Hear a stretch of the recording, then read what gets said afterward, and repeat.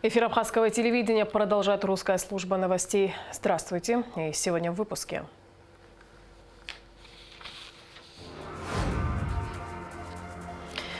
Туристический сезон 2022. Прогнозы, спрос на бронирование, цены. Для студентов факультета международных отношений АГУ разработан и пилотирован учебный курс по правам ребенка.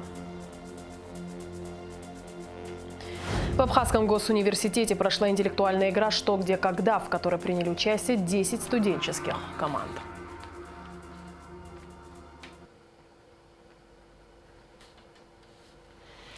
Премьер-министр Александр Анкваб провел совещание с вице-премьерами, которые доложили о ходе исполнения отдельных поручений президента. Прежде всего, это касалось ремонтно-восстановительных работ на объектах социальной инфраструктуры, оползневого участка в городе Новый Афон, берегоукрепительных работ в руслах рек Псу, Бзыбь и Кадор. Премьер-министр также обратил внимание на необходимость скорейшего завершения работы и ввода в эксплуатацию детского сада в городе Чемчира. Кроме того, Александр Анкваб поручил ускорить работы по ремонту участка дороги, ведущей к Сухумскому Епиту, до наступления курортного сезона. Особое внимание было уделено вопросу исполнения поручений по итогам проверки Федерального казначейства России. Александр Анкваб потребовал в сжатые сроки принять меры по исключению фактов незаконного совмещения работниками штатных ставок в подведомственных вице-премьерам министерствах и госучреждениях. Вице-премьеру Владимиру Делбо поручено инициировать дополнительные меры по финансовому урегулированию затянувшегося спора вокруг завода по производству полимерных труб в Гудаутском районе в связи с претензиями инвестора. На совещании также рассматривались возможные меры реагирования на ситуацию на топливном рынке республики в контексте соответствующих обращений руководства Абхазии к российской стороне. Участники совещания обсудили и текущую ситуацию в энергосистеме страны и связанную с ней необходимость принятия определенного комплекса мер. Туристический сезон в Абхазии в 2021 году побил рекорд посещаемости за последние 30 лет. В республике отдохнули более 1,5 миллиона человек. Совсем скоро начнется новый туристический сезон 2022. Какие прогнозы в этом году и насколько высок спрос на бронирование и изменятся ли цены на туры? Обо всем подробно в репортаже Алики Трапш. Туризм – главная отрасль абхазской экономики, и налоговые поступления от этого вида деятельности приносят в бюджет немало средств. От того, насколько удачным будет курортный сезон, зависит не только поступление в госбюджет, но и благосостояние граждан республики, так как почти все население страны так или иначе задействовано в обслуживании туристов. Предстоящий туристический сезон 2022, по мнению экспертов, не должен быть хуже, чем прошлый, который был рекордным в истории современной Абхазии. Если такое же количество отдыхающих к нам приедут, то есть мы повторим рекорд. И в конце концов у нас ограниченные места для посещения. Вы понимаете, у нас неравномерное распределение мест размещения по Абхазии. К сожалению, Восточная Абхазия в этом смысле сильно уступает Западной Абхазии. Потому говорить о колоссальном перевесе 2022 года не приходится, потому что у нас просто физически нету больше койко-мест. Потому будем надеяться прежде всего на то, что сезон 2022 года будет такой же успешный, как сезон 2021 года. И второе, я бы предположил, что возможно, что сезон будет глубже. То есть он будет больше продолжаться, больше, чем 3 классических месяца. Мы надеемся на осень. Согласно статистическим данным, основная масса туристов прибывают на отдых из России. Конечно же, их привлекает влажный теплый климат, красивые тропические виды и чистое море. На сегодняшний день Абхазия входит в 4 лидеров среди самых востребованных стран для отдыха российского туриста – Турции, Египта, Объединенных Арабских Эмиратов. Но уже в мае месяце ожидается, что Абхазия будет на 1-м месте. Ательеры и владельцы объектов размещения ждут и готовятся к началу курортного сезона. Всего в республике официально 683 места размещения, более 36 тысяч койко-мест, не считая частного сектора, и все они готовы принять отдыхающих уже к концу апреля. Классическая работа над предстоящим сезоном начинается сразу же после того, как заканчивается предыдущий курортный сезон. На данный момент мы готовимся к подготовительным совещаниям, в которых будут озвучены все наболевшие темы. Скорее всего, это совещание пройдет под председательством президента, потому что сложно переоценить значимость туризма для Республики Абхазия, для населения нашей республики. И после того, как мы обозначим болевые точки, апрель и май и являются теми месяцами, когда и министерство, и республика в целом готовится к предстоящему сезону. Как сообщили в одном из ведущих туристических агентств республики «Апсуатур», еще в начале года бронирование туров, экскурсий и размещения шло активно. Однако в связи с происходящими геополитическими событиями брони на некоторое время были приостановлены. В последние 2 недели вновь началось активное бронирование размещений и трансферов. Могу сказать, что за эти 2 недели наблюдается рост бронирования, сравнивать, если с прошлым годом, где-то 15-30%. Но на сегодняшний день надеемся, что ситуация в мире улучшится, и курортный сезон в этом году должен быть лучше, чем прошлогодние, по ряду причин. Можно сказать, что первоочередной из заведенных санкций многие страны будут закрыты для российского туриста. Плюс еще то, что авиасообщения многие будут закрыты и сложности будут с этим. То могу сказать, что бронирование на сегодня, именно что касается трансфера, то оно увеличилось. То есть заявки идут. Даже отмечается то, что мы с туроператорами постоянно на связи, общаемся, что многие отказываются от отдыха в Крыму и предпочтение оставляют Абхазии. В силу ряда объективных причин, в частности из-за роста курса доллара, туроператоры вынуждены повысить цены на туры в Абхазию, но в пределах разумного. Цены на туры увеличились по сравнению с прошлым годом на где-то до 20%. Это связано, как мы знаем, с ростом цены доллара. К сожалению, у нас тоже появляется такая необходимость увеличить цены на экскурсии, на размещение, также на трансфер, так как и топливо тоже поднялось. А так как мы прямо зависим от этой цены, то и нам приходится поднимать цены на все наши предоставляемые туристические продукты. Мы в пределах разумного. На сегодняшний день пока наблюдается бронь на гостиничный вариант размещения. Как правило, после того, как заполняются гостиницы и пансионаты, начинается бронирование мест частного сектора. Самыми популярными направлениями отдыха все так же остаются Гагра, Пицунда, Новый Афон, Сухум. Но за последние годы увеличился спрос и на отдых в восточной части Абхазии. Итак, по прогнозам Министерства туризма, предстоящий туристический сезон обещает быть хорошим. А это значит, что готовиться к нему надо уже сейчас. Альга Трапш, Тимур Гугохи, Инала Гухава, Абхазское телевидение. ЦИК Абхазии зарегистрировал избранных во втором туре голосования депутатов Народного собрания по 16 избирательным округам.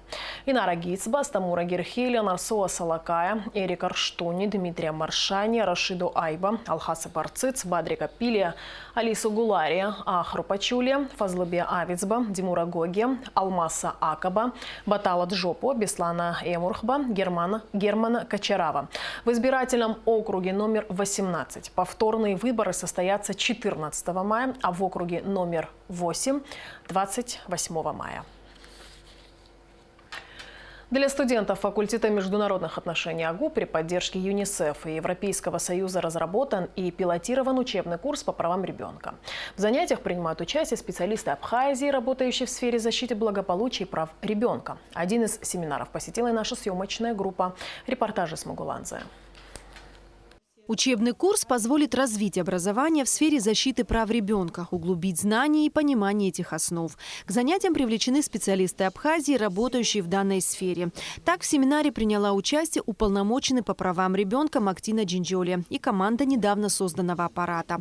Омбудсмен рассказала о приоритетных направлениях в работе, поделилась планами и ответила на интересующие студентов вопросы. У нас в стране, кстати, до появления фондов и таких институтов, которые занимаются защитой прав, многие думали, что у нас все хорошо, у нас не ущемляются ничьи права. Все случаи, которые представлены в мире, все случаи правонарушений человека и детей, они представлены и у нас. И с этим столкнуться было очень тяжело, признать и принять это. Низкие пособия по инвалидности, отсутствие узконаправленных специалистов для детей с особенностями развития, вопрос инклюзивного образования. Проблем немало.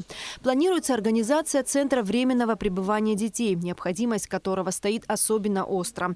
Ежегодно от 50 до 100 несовершеннолетних в республике остаются без внимания родителей и опекунов. Приоритетным направлением аппарата в этом году выбрана сфера опеки и попечительства. После мониторинга нормативно-правовой базы мы отправили официальные запросы в отделы опеки и попечительства всех районов и получили их положения и должностные инструкции. Изучили их, обобщили и предложили свой проект уже единого положения органа опеки и попечительства.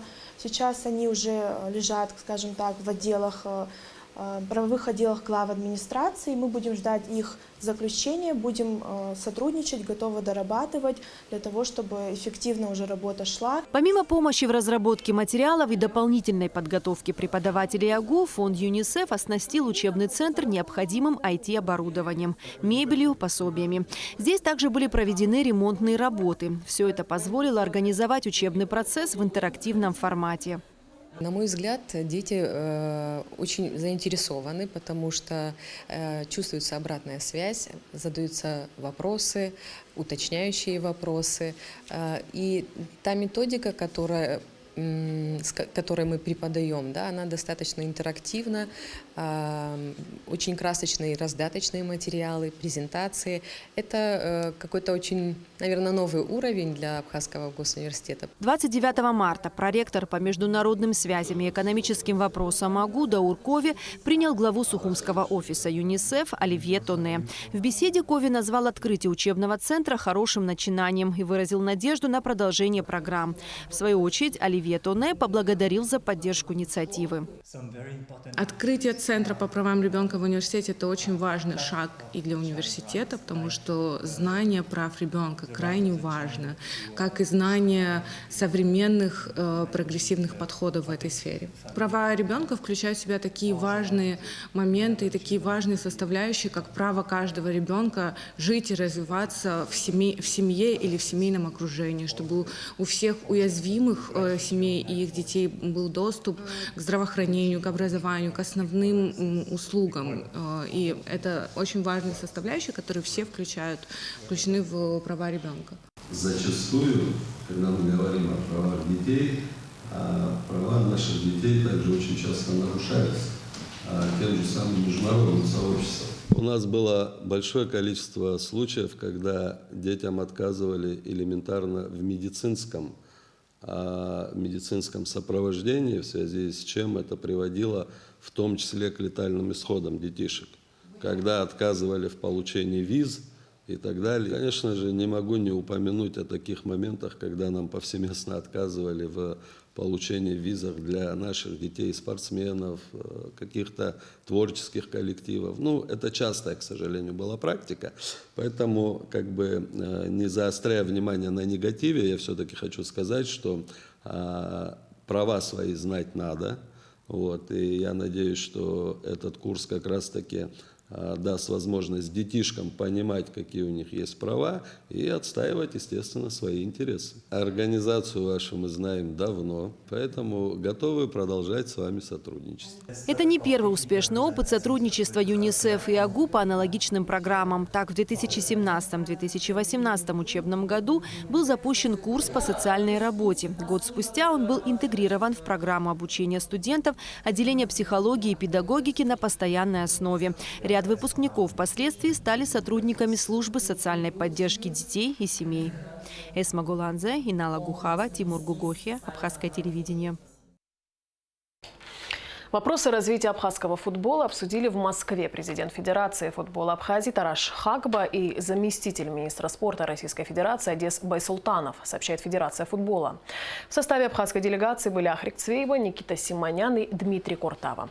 Во встрече приняли участие заместитель директора Департамента физической культуры и массового спорта Минспорта России Георгий Кабанов и помощник заместителя министра спорта России, заместитель председателя профсоюзов спортсменов Константин Бочарников.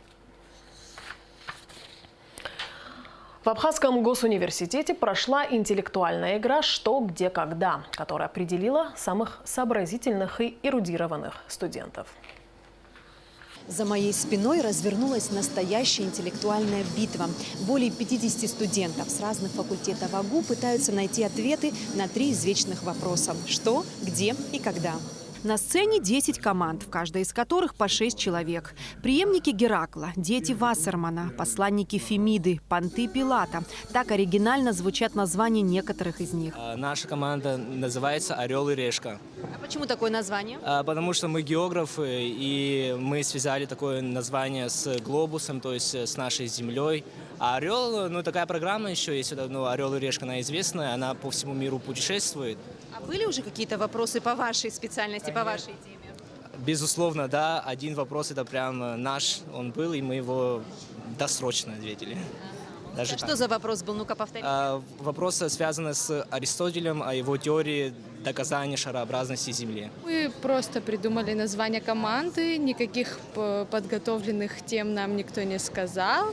Сказали, что будет конкурс в 3 этапа, мы решили поучаствовать, нам очень интересно, потому что в течение 2 лет ничего такого не происходило, как вы знаете, потому что у нас была пандемия, и мы очень рады, что у нас проходит такой конкурс. В команде «Педагогический свет» одни девочки. В интеллектуальной игре они принимают участие впервые. Несмотря на внешнюю хрупкость, будущие педагоги настроены решительно. Потому что у нас на факультете мало мальчиков, они остальные в основном на физкультурном, а мы всех взяли с начального образования из психологии. Вопросы не то чтобы сложные, скорее они необычные, и мы не знаем точных ответов на эти вопросы. В принципе, как и все, мне кажется, тут больше логическое мышление должно быть развито. Есть вопросы, на которые мы правильно ответили, есть вопросы, на которые неправильно ответили, но мы хотим поблагодарить то, что они организовали такое мероприятие. Спасибо большое. Было интересно и будет еще интереснее. Ну вы как женская команда настроены на победу? В целом и в общем настроены на победу, да. Игра состоит из 3 этапов, в каждом из которых по 10 вопросов на самые разные темы. Правильные ответы участники пишут на листочках и сдают членам жюри. Исходя из ответов, начисляются баллы. Помимо эрудиции, требуется умение логично и последовательно рассуждать, искать пути. А это усложняется ограниченностью во времени. Возможности найти ответ в интернете нет. К тому же большинство вопросов построено так, что трудно поддаются Гуглу. Йосария, герой романа «Уловка-22», совершил множество взлетов и посадок на самолете. Какое прозвище было у Йосариана? Время.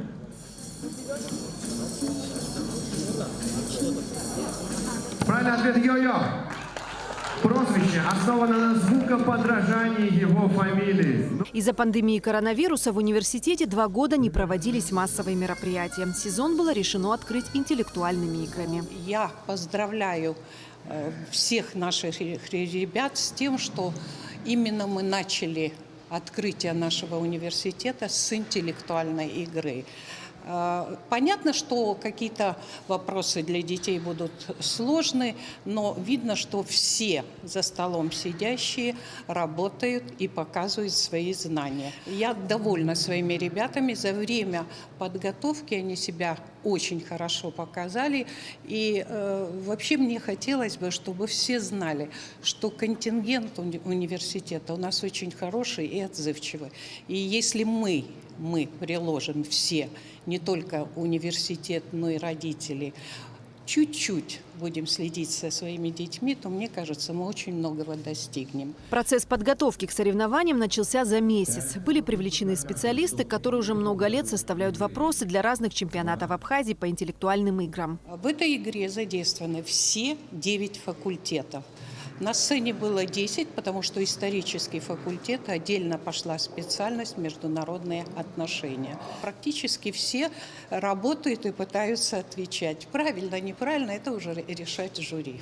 Игра состоялась. Она получилась интересной и волнительной. 3-е место заняла команда отделения искусств. 2-е досталось филологическому факультету. 1-е место заняли студенты экономического факультета. Согласно своему названию «Дущач», команда набрала максимальное количество баллов. Только не в нардах, а в интеллекте, логике и смекалке. Эсма Гуланзе, Тимур Гугохия, Абхазское телевидение. 3 апреля Абхазия присоединится к акции «10 тысяч шагов к жизни», приуроченной ко Всемирному дню здоровья. Участники акции пройдут по живописному маршруту в селе Яштуха Сухумского района. В акции могут принять участие все желающие. Общий сбор в 9 часов утра на железнодорожной платформе ГУМа, сообщает Госкомитет по делам молодежи и спорта. Организует мероприятие Абхазский госуниверситет совместно с администрацией Сухума, Госкомитетом по делам молодежи и спорта, МЧС, Минздравом, представительством Россотрудничества в Абхазии, клубами «Спортапсна» и «ГУМа ГОУ». А сейчас прогноз погоды.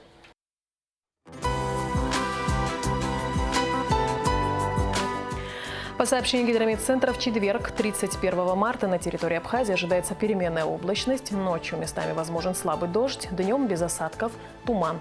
Температура воздуха ночью 4 плюс 9, днем плюс 12-17. Температура морской воды плюс 8.